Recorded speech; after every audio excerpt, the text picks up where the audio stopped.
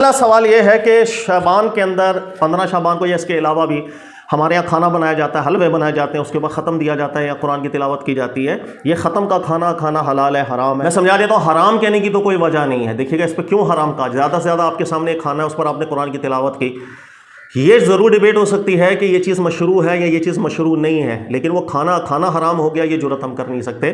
جس کھانے کو اللہ نے حلال کیا ہمارے کہنے سے وہ حرام نہیں ہوتا، وہ کھانا حرام ہوگا بالکل جس کو اللہ تعالیٰ نے حرام کر دیا۔ تو یہ جتنے ختم کے کھانے ہوتے ہیں کہ بھائی حلوہ بنایا، اس کے بعد قرآن پاک پڑھ کے جو ہے پھونک مار دی گئی، یا اس کے علاوہ ہمارے یہاں رسمیں ہوتی ہیں، ہر جمعرات کو گھروں میں کھانا بنایا جاتا ہے، قرآن کی تلاوت کی گئی اور دعا کر دی گئی، اس پہ برکت کے لیے پھونک مار دی گئی، اس سے کھانا حرام نہیں ہوتا، یہ بات دماغ میں بٹھا لیجئے۔ ہاں یہ ضرور ہے کہ اپنے سامنے آپ کوئی کھانا ہو، پینے کی چیز ہو یا پہننے کی چیز ہو، اس کے اوپر قرآن پاک کی تلاوت کر کے پھونک مارنا یہ جائز ہے، مشروع ہے یا نہیں ہے؟ اس میں دو فہمیں آپ کو بیان کر دیتا ہوں علماء کی رہی ہے۔ ایک طبقہ اس کو ٹھیک سمجھتا ہے، وہ قیاس کرتا ہے، اور ایک طبقہ علماء کا جو بہتر سمجھتا ہے کہ نہ کیا جائے، لیکن کوئی کر لے ٹینشن نہیں ہے، لیکن بہتر یہ قرآن ہم نہ پڑھیں، ذکر و اذکار کریں۔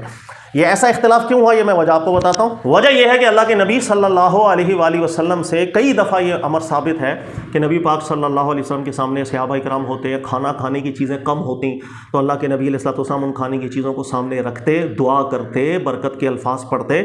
تو سب کو پھر کھانا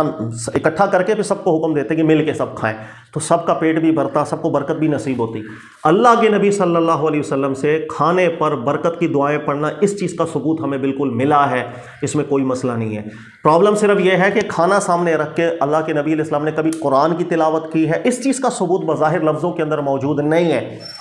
اسی لیے بعد میں علماء کرام کے پاس جب یہ سوال آیا کہ ہمارے یہاں رسم و رواج ہے کھانا سامنے رکھ کے اس پر قرآن برکت کے لیے پڑھ دیا جاتا ہے، ایک طبقہ علماء کا تو ذکر کرتا ہے کہ عبادات کے معاملات ہم اتنا ہی رکھیں جتنا رسول اللہ صلی اللہ علیہ وسلم سے ثابت ہوتے ہیں، اپنی طرف سے قیاسات پر نہ جائیں، اس لیے کہ عبادت کے معاملے میں قیاس کرنا بہت رسکی ہوتا ہے، ہم اپنی فقط دماغ سے عبادات کے معاملے میں قیاسات نہیں کر سکتے ہیں۔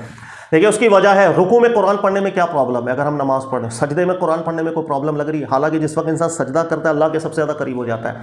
لیکن اس وقت قرآن پڑھنے سے ہمیں منع کیا گیا، رکوع میں قرآن پڑھنے سے ہمیں منع کیا گیا، صرف قیام کی حالت کے اندر قرآن پڑھنے کی اجازت ہے۔ تو سوال یہ کہ رکوع میں ایسا کیا ہے، سجدے میں ایسا کیا ہے؟ تو کبھی کبھی کچھ چیزیں ہمیں چاہے نہ سمجھ میں آ رہی ہوں، لیکن عبادت کے معاملے میں اللہ اور اس کے نبی صلی اللہ علیہ وسلم کی بارگاہ سے ہمیں نص ہو جاتی ہے، چاہے ہم اس کی حکمت تک نہ پہنچ پا رہے ہوں، اس کی علت تک نہ پہنچ پا رہے ہوں۔ یہی وجہ ہے کہ عبادات کے معاملے میں توقیف اختیار کرنی چاہیے۔ ہاں کھانا سامنے ہو، اس پر ذکر و اذکار کیا جائے، برکت کی دعا کی جائے، یہ اللہ کے نبی علیہ السلام سے ثابت ہے، کسی عالم دین کا آج تک اس پہ اختلاف نہیں رہا۔ ہاں قرآن پڑھا جائے یہ احتیاط کر لیتے ہیں علماء، یہ کہتے ہیں کہ قرآن کا ثبوت نہیں ہے، لیکن اگر کوئی قرآن پڑھ بھی لیتا ہے اس کو ہم حرام کیسے بولیں جب تک ہمارے پاس نص موجود نہ ہو۔ دوسرا طبقہ علماء کرام کا ایسا ہے کہ جب اللہ کے نبی علیہ السلام سے ذکر و اذکار کرنا ثابت ہے تو وہ اس کا قیاس کرتے ہیں کہ ذکر و اذکار میں بھی رب کا نام ہے، ایک مبارک ذکر ہے، وہی ذکر قرآن پاک کے زمرے کے اندر بلکہ زیادہ بڑا ذکر ہے، قرآن تو اللہ کا بڑا ذکر ہے کہ اسی کے الفاظ سے اس کی ذکر ہے، اس کی تعریف ہے، اس کی توحید کا ذکر ہے، تو وہ اس کا قیاس کرتے ہیں، دلالۃ بالنص استدلال پکڑتے ہیں کہ جب ذکر و اذکار کرنا کھانا سامنے ہو، رسول اللہ صلی اللہ علیہ وسلم سے ثابت ہوا، تو قرآن پڑھنا بدرجہ اولا۔ یہ ہے اصل میں دو جہتیں جس سے علماء کرام کے دو گروہ سامنے آتے ہیں، فہم کا اختلاف ہے، کوئی بڑی چیز نہیں ہے۔ ایسے مسئلے کو بڑے مسئلے نہیں ہوتے ہیں کہ جن کے بنیاد پر عوام کو جو جہنمی بناتے پھریں یا گناہ گار کہتے پھریں، دو فہمیں دونوں میں نے آپ کو ذکر کر دی۔ یہی وجہ ہے کہ اگر آپ محمد بن صالح عثیمین صاحب کو بھی پڑھیں، ان سے بھی اب یہ سوال ہوا، انہوں نے ذکر کیا کہ اللہ کے نبی علیہ السلام سے کوئی سنت تو نہیں ہوئی ثابت کہ قرآن براہ راست نبی علیہ السلام نے کھانے کے اوپر پڑھا، ذکر و اذکار ضرور پڑھا ہے، لیکن ساتھ ہی انہوں نے یہ ذکر کیا کہ ہمارے یہاں پر کبھی کبھی قرآن پڑھ کے پانی پہ پھونک دیا برکت کے لیے، پھر اس پانی کو پی لیا، کسی مریض کو پلا دیا۔ انہوں نے کہا میں اس کو حرام نہیں کہہ سکتا، اس لیے کہ یہ ایک ایسا قیاس ہے جو بن سکتا ہے، یعنی یہ مسئلہ ایسا نہیں ہے کہ لوگوں کے اندر ہم اس کی وجہ سے نزاع پیدا کر دیں یا ان کو جہنمی یا حرام کا مرتکب قرار دینا شروع کر دیں۔ ہاں اگر آپ کو جو موقف دلیل میں زیادہ مضبوط لگتا ہو اس پہ لوگوں کو سمجھائیں اور کنونس کریں، لڑائی جھگڑا فساد اس چیز کی